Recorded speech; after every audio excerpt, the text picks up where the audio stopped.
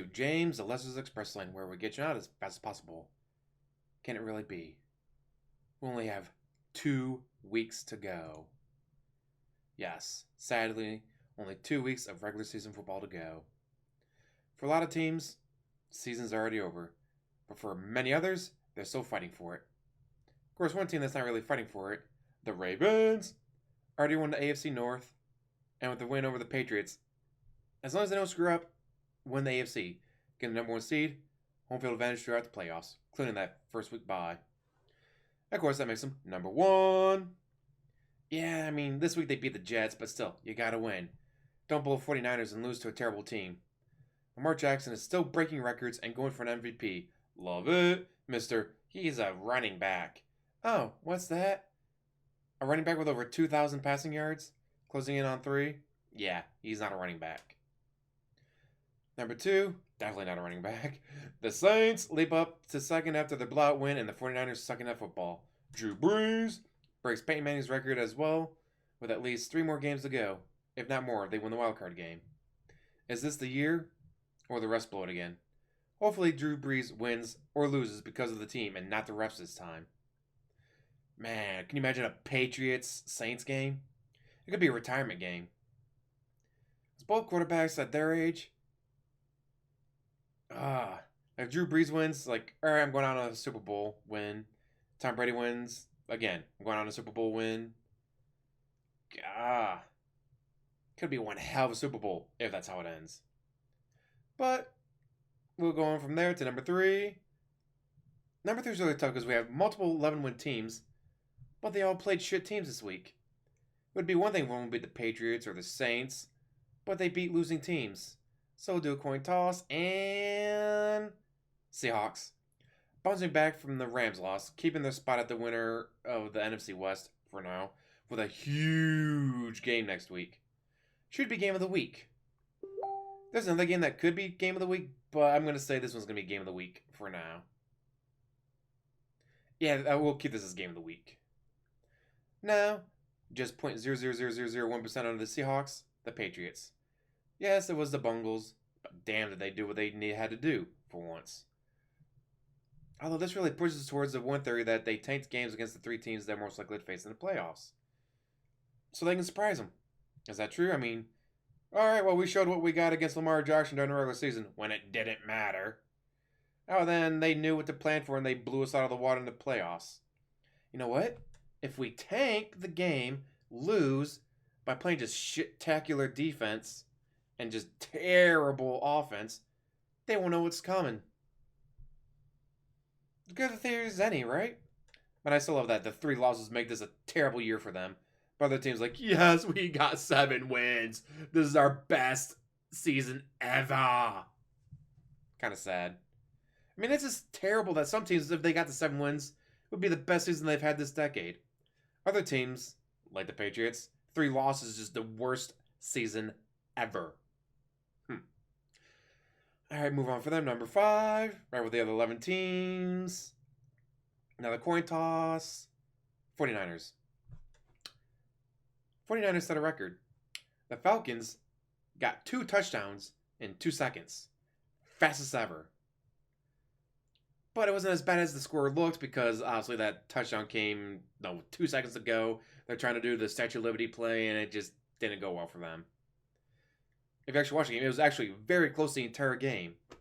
And the Falcons beat the Saints. So it's not like they were 0-13 and then lost to the Falcons. No.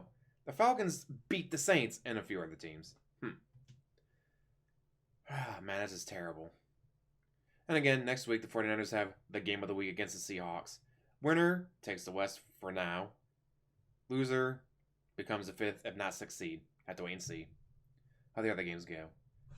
Speaking of seeding, number 6, the Packers. They go here after beating the Bears. This should be a bigger thing after like what happened last year, but the Bears suck this year. No offense. Khalil Mack is double or triple teamed every single play. You watch, it's like, oh, he hasn't had a sack in 3 quarters. Like, well, watch the tape. Double covered, double covered, double covered. Oh, that time he beat the double coverage, got around in the tight end to come over and stop him. It took 3 guys to beat him. Three guys to stop him in like the 2 to 3 steps that Aaron Rodgers dropping back to throw the pass. He got past not one, not two, but had to get to the third guy to be stopped. So it's like, all right, well, where's the rest of the defense? The rest of the defense needs to pick up when it takes 3 guys to stop Khalil Mack. Someone should be able to get back there and sack the quarterback.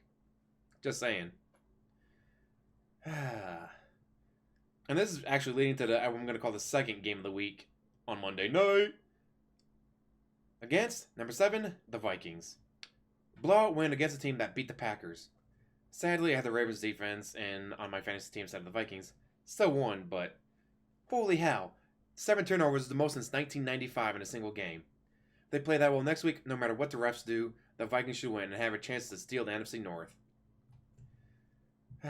Number 8, the Chiefs. Blizzard, Broncos defense, doesn't matter. The offense went out and did what they had to do to keep themselves in the hunt for the 2nd seed. Can they steal it? Patriots still face the Bills, who are now playoff bound. The Bills still have a chance to steal the AFC East, knock the Patriots down to the 3rd seed, or actually, no, it would be the 5th seed. Like, they're still in it. Speaking of, number 9, the Bills. Playoff bound for only the 2nd time in the 21st century. How does it feel to have 10 wins instead of being an away team to someone who's most likely going to be 8-8? Unless they went out, including beating the Patriots.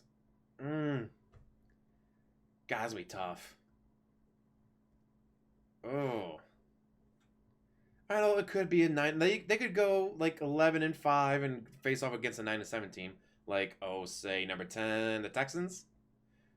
Sure enough, like I said, all year, the AFC South is Hall of Fame team 1 week, shit the next. Although the Titans did hang on, they still lost, even when they should have definitely won because it's the AFC South. The AFC South has been like this all year long. Where just, no matter what it is, 1 week, great, next week, shit. 1 week, great, next week, shit. So, can't drive the Titans too far. Put them at number 11. Wow, I cannot talk right now, can I?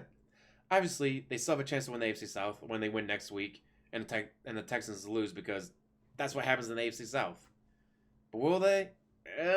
Not very sure. But if they don't win it this year, next year with trades, drafts, free agents being lured into a team that's, hey, want to get to the playoffs?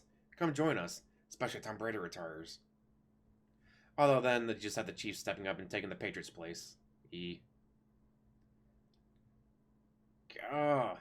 Anyways, number 12. It can't be an NFC East team, so we'll go with the Bucs. What? The Bucs? That's right, we're talking about the Bucs. They won't go to the playoffs, but holy hell, Winston is 1st in yards and 2nd in touchdowns this season. He's also 1st in interceptions, but we're going to ignore that a little bit. Throwing over 450 yards 2 games in a row is a record. It's his contract year, so even though he'll miss the playoffs, this performance might be enough to get him a nice juicy contract. Or cut. Man, if he goes to free agency, which we're going to talk about a little bit about free agency right now. Someone like Jameis Winston goes to free agency. Yikes. Or who's another quarterback? Ben Roethlisberger could get cut after so many years of injuries hampering him. Who? They're also talking about Tom Brady, or Philip Rivers. Philip Rivers is way more likely. So let's see. Between the 3, you're going to have young Jameis Winston, old Philip Rivers, and then old Big Ben. Big Ben, one of his selling points when he was younger was, oh, you're going to tackle me? That's cute. Nope. And then, get away, throw the game-winning touchdown pass. He doesn't have that anymore. He keeps getting hurt because he doesn't have that anymore. So he won't be as desirable as he would have been, 2-3 years ago, I think. Same thing with Philip Rivers. Philip Rivers had a Hall of Fame running back behind him, and he still couldn't win anything. But John Elway probably looking at both going, come to me. Joe Flacco didn't work out, so I'm going to go with another guy who used to be good and could be revitalized by me. Have to wait and see. So I think out of those 3, if they all go to free agency, Jameis Winston is going to be the hot commodity. Buccaneers could always be like, we're not letting you go. Here's a bunch of money or a franchise tag or something. But if they don't, hell, The Lions need a quarterback. Matthew Stafford, broken. Again, trying to carry the team on his back. Again. Oh, heck. The Steelers get rid of Big Ben and then decide, like, yeah, Mason Rudolph, you're done too. We'll keep the Duck just because he's cheap, but we need a starter. Hey, Jameis Winston, you like to throw the ball. We'll take you. What do you guys think? Who do you... If all three of those quarterbacks go to free agency, I'm guessing one of the two older ones goes to the Broncos. Jameis Winston, if he doesn't stay with the Bucks, if they don't give enough contract or franchise tag him, would not be surprised if he goes to the Lions or the Bears. Holy shit! Imagine the Bears defense with a quarterback and throw for 450 yards 2 games in a row. Fuck! Don't go to the Bears. Please don't go to the Bears. I don't have to face that twice a year. But yeah, so what do you guys think? Free agency, like, what teams are going to be able to lure in the free agents? Because it's not just like, oh, we'll give you money. It's like, you'll give me money, but they'll give me playoff spot. They'll give me the Super Bowl ring. Patriots, we'll give you $2 million. That team's offering me $6 million. We'll give you $2 million and a Super Bowl ring. Huh, you know what? Super Bowl ring will pay off in the long run when I get franchise endorsements and commercials. And then after I leave the team with a Super Bowl ring or two, then I can ask for the $6 million. Actually, no, I'll ask for $8 million. Like, hey, I got 2 Super Bowl rings. Don't give me 6, give me 8. And of course, location is always helpful. Whether you go to the Buccaneers or the Dolphins or someplace in Southern California where it's nice weather. But really? The 49ers have their quarterback. Chargers suck. Rams are good. They could use a quarterback with the way Goff's been playing this year. Of course, not just talking about quarterback. Got running backs, wide receivers, defensive line, offensive line going to free agency. So I guess it really depends on what that free agent wants. Do they want money or do they want playoffs and Super Bowls? Obviously, if you want a Super Bowl, you're going straight to the Patriots going, what are you going to give me? Thank you. Yeah, I'm going to have to sleep in my car because you only give me $3 and a pack of bubblegum, but I'm getting a Super Bowl ring. Fuck you. Or do you go, Chargers are going to give me $12 million for 2 years, and I get to live in Southern California where it's nice out. Deuces. Yeah, so again, guys, what do you think? What's going to be the top 3 teams on each side? For me, for AFC, Patriots, Chiefs, Ravens. NFC, also depends on if Drew Brees retires or Tom Brady retires.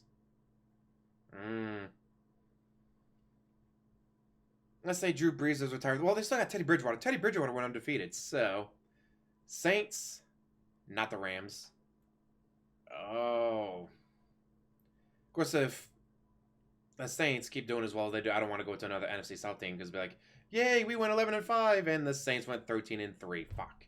We're a 5th seed at best. So, Saints, 49ers, possibly the Vikings, not the Packers. Yeah.